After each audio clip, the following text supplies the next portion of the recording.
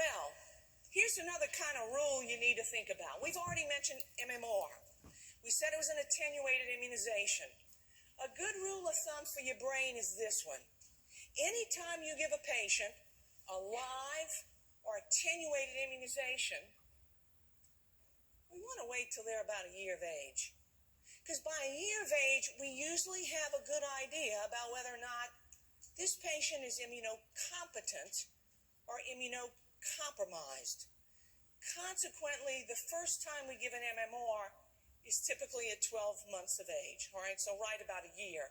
You know they get the second immunization when they start school. That's part of those school time immunizations. What about varicella? It's a live immunization. When would you just guess we have a chance to give the first one? A year of age, exactly. So that to me is a good way to remember it.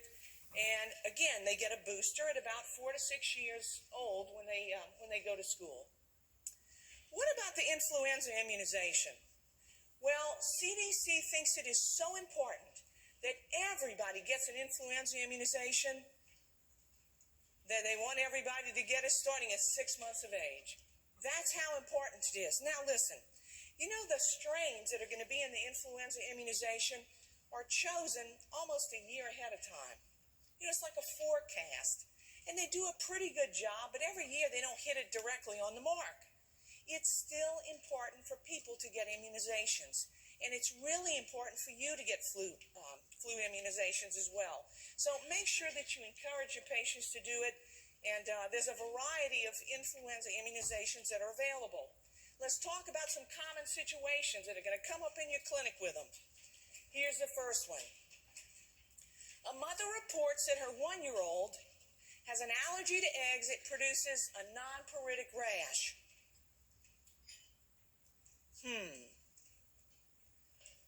What do you know about that?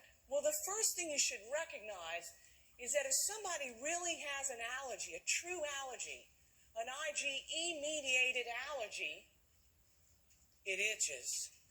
An example of that is hives. And you saw it when we talked about penicillin allergies. When someone has a real allergic reaction, in other words, it's IgE-mediated, it produces itching.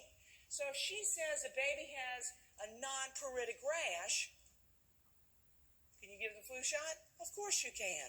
So, number 3, it is not IgE-mediated. And I know it because it didn't produce itching. Well, this is a latest update from CDC. And it's on what to do with people who say, I'm allergic to the flu vaccine or I'm allergic to eggs. This is CDC's latest. They tell you, listen, when someone reports an egg allergy and the allergy was hives, they want you to administer a flu vaccine for whatever is appropriate for their age. And here's why. Immunizations have become so sophisticated. It's incredible.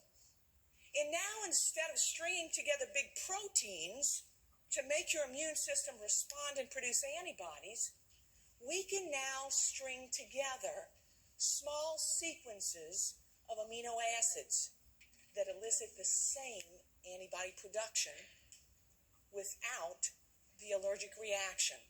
So that's why we use, and that's why CDC says, even if the allergy to eggs was hives, and we know that that's probably IgE-mediated, we can trick the immune system by stringing together small sequences of amino acids, so it's okay. So give the influenza immunization even if the response to eggs was hives, all right?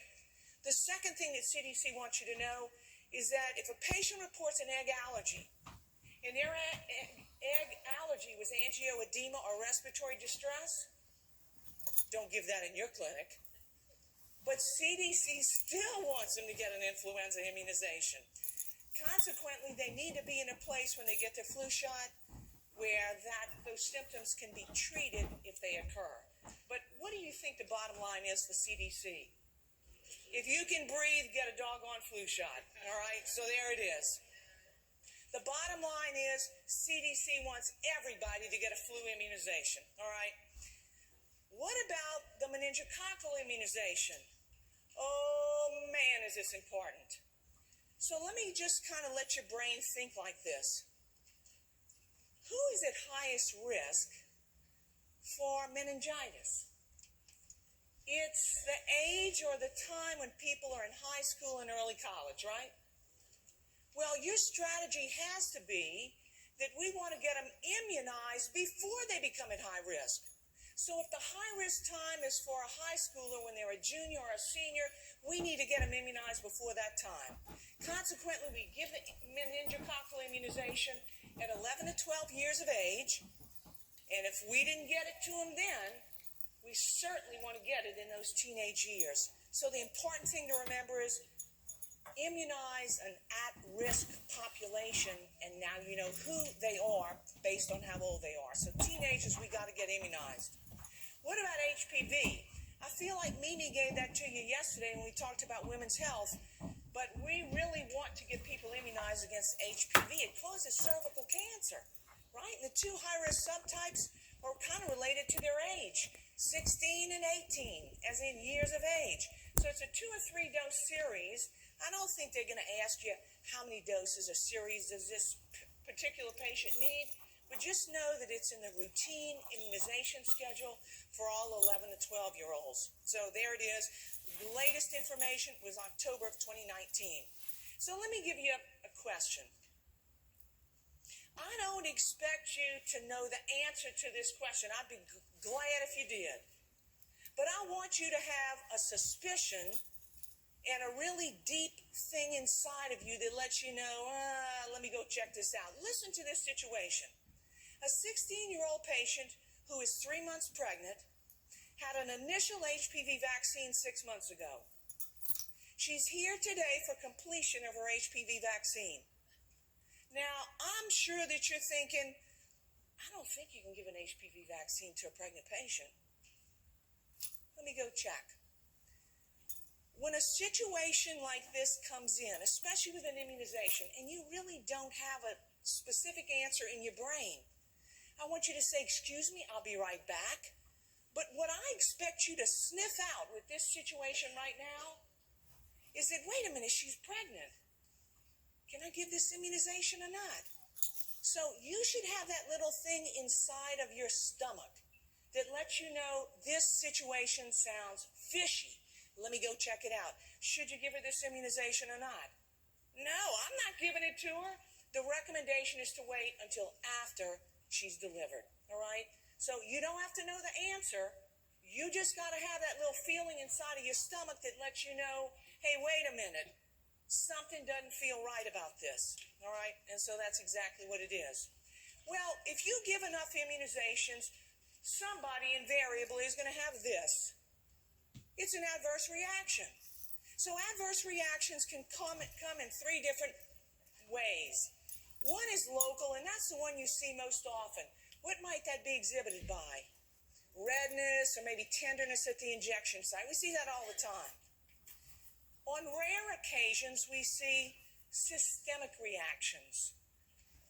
With live and attenuated immunizations, we commonly see fever, but sometimes people run fever. That's an example of a systemic reaction. The one that is least common is an allergic reaction. And so all of these are possible when people get immunizations, and this is what parents and caregivers ask about. They always want to know, what about the reaction to this immunization? And that contributes to why some caregivers are anti-vax about their children getting these immunizations. You heard Mimi say that I operate on atomic time. I really don't. But timing, when we talk about vaccines, is critical. You need to be on atomic time for this one. CDC is hell-bent on making sure that you give immunizations at the right time. Here's what on time means for CDC. CDC wants an immunization on the exact day that it's due. But you know what? We deal with humans, and they don't come in on those days. So how are you going to do this? This situation presents itself in your clinic all the time. People will say, look, we're here for this well child visit. I know it's a little early, but can't we just get the vaccines today? Here's the rule that you have to abide by every time. You can give an immunization 4 days before it's due, and it's good.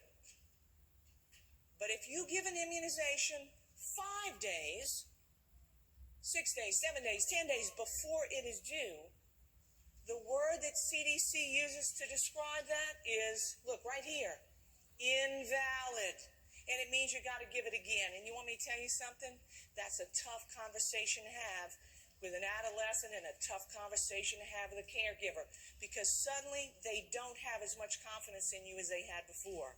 So the timing of vaccines is critical. When you give vaccines, you're going to run into people, caregivers and parents, who I don't know if I want my baby to get this immunization. Thankfully, CDC has some really good advice for us about how to get those vaccinations completed. And so, I think nurses and NPs do a really good job of this, because the first thing you have to do is find out from that caregiver why they're concerned. And you know, when you kind of move up into people's space, instead of focusing on a computer, when you move into people's space and you make good eye contact with them, they know that you are listening. So the first thing you have to do with people who say, I don't know if I want my baby to get this, is to make sure that they know you're listening to them. Let them ask you questions, and if you don't know the answer, go find the answer. But even after your best efforts sometimes, they still say no. Something that will help you with what I think are sometimes some tough conversations is this website right here at CDC. It's Vaccine Conversations. And if you're in the business of giving a lot of them, you will run into caregivers who are very, very reluctant. So what if you've done your best sales job and they still look at you and say, I don't care, the answer's still no? CDC has some advice for you. You will run into providers, and I do all the time, who say, oh, our practice fires them. Well, CDC says, please don't do that. And there are two reasons why CDC doesn't want you to fire these patients and these caregivers. One is, it's not the child's fault. It's not the child's fault. And secondly, that child still needs care that your clinic can provide. So you're not supposed to fire these patients. But there's one more thing you need to do as a provider to protect yourself, and here it is. CDC has a refusal to vaccinate form that you can print. It would be very good to get the caregiver to sign that form so that you can scan that into your EMR. And my experience has been is that when somebody says, I don't want them to get that immunization, they happily sign it. They happily sign it. So make sure that if you can't get a child immunized, that you have that CDC refusal to vaccinate form just to cover yourself. And then the next time they come in, ask again. All right, so continue to ask. Well, look at this question. CDC recommends monitoring a child after they've been immunized for how long? Hang on. We're friends now, good friends. So let me just ask you a question. When you gave immunizations, how many people in here didn't have them wait at all? Raise your hand. Okay. How many people had them wait 15 minutes? How many people had them wait 30 minutes? Anybody make them wait longer than that? Okay, do you see the variety of answers we have? You remember 2 days ago when I met you, I said the way that you answer questions on your exam is not by looking at what you saw done in clinical practice? Case in point right now. CDC's recommendation for how long you should wait after you give an immunization is 15 minutes, circle number 1. Now, why does CDC say 15 minutes? Because that's the most likely time for a reaction to occur if they're going to have one. Well, this situation is going to walk into your clinic. You have a patient that you treat for everything else. She comes in and says, Amelie, I've been employed at a local daycare. What immunization does CDC recommend if she's going to be working with a vulnerable population, like a 6-week to 4-year-old infants and children? Does CDC say she needs any extra protection? She does. She needs a Tdap if she's not had one within the last 10 years. Circle number 2, she does not need a pneumococcal vaccine. right? She doesn't need it. That's to protect who gets it, not to protect someone else. Everybody got it? And the component of Tdap that is very important for her is what component? Acellular pertussis, exactly. So number 2 is your best answer. Here's your next situation, and you might see something like this on your exam, so I want to make sure I put it in. A 12-month-old received the varicella immunization 3 weeks ago. She did not want MMR. But the caregiver talked to one of her friends, and now she decided, I want my baby to get an MMR. Can you give the MMR today? The answer is no. What's the rule about it? Listen, here's the rule. Anytime you give a live or attenuated immunization, anytime, you want to give them on the same day. If you don't give them on the same day, when you give live or attenuated immunizations, you must wait 4 weeks to give the one you didn't give. So anytime you give live or attenuated immunizations, and that happens with MMR and varicella, we want to give them on the same day. But if you can't, you must wait 4 weeks to give the one you didn't give. And the reason you have to wait is because if you don't, neither immunization produces a protective titer. You got it? That's why it's so important to wait. So now read the question carefully. If you got varicella 3 weeks ago, when can you give the MMR? In a week. Good job. Circle number 1. Well, I really could work for CDC because I think their information is terrific and it's free.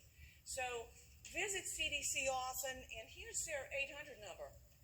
It's CDC-info, and there's just a load of stuff. But go and download the apps that they have, because they just make your practice a whole lot richer, and you can be confident when you give an intervention that you have the latest information. All right, so let's leave immunizations alone, and hopefully that gives you a little better feeling about them and a little more confidence as you go into your exam.